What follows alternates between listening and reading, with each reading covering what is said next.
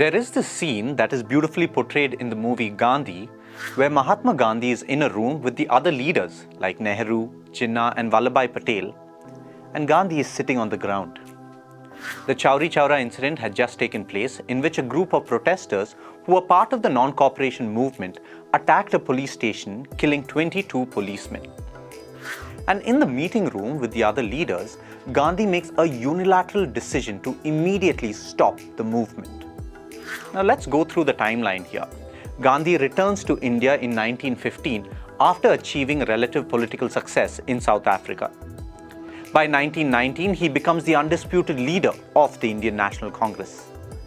In 1920, the Congress, under the leadership of Gandhi, launches the non-cooperation movement, which becomes a massive success. It captures the imagination of the masses to fight against the colonizers, and at the peak of this movement, Gandhi takes a shocking decision to suspend the movement. Any person knows that this is political suicide. Gandhi had galvanized the masses in an almost unparalleled way in Indian history, and at the height of its success, he suspends the movement himself. The other leaders try and convince him, saying that after the Jallianwala Bagh incident, this can only be considered an eye for an eye, to which Gandhi says the famous line, "An eye for an eye makes the whole world blind." One of the books that deeply influenced Gandhi was the book The Kingdom of God is Within You by Leo Tolstoy. It takes its title from Luke 17:21. The kingdom that's talked about here is not a kingdom that's won over through political power, pure intellect, violence, deceit, or any other Machiavellian means. The kingdom here is that of absolute self-sacrificial love that first enters into the heart of the person and then manifests itself out in the world.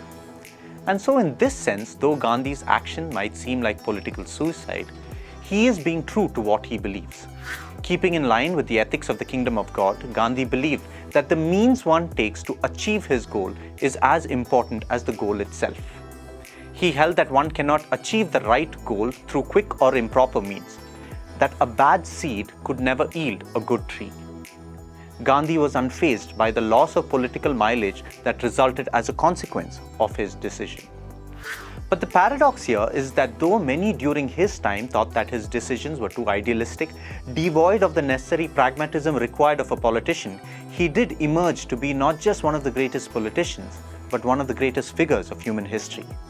Suspending the non-cooperation movement, Gandhi retreated into political exile, but emerged 8 years later with the Great Salt March, which was part of the civil disobedience movement, then the Quit India movement, and finally the independence of India.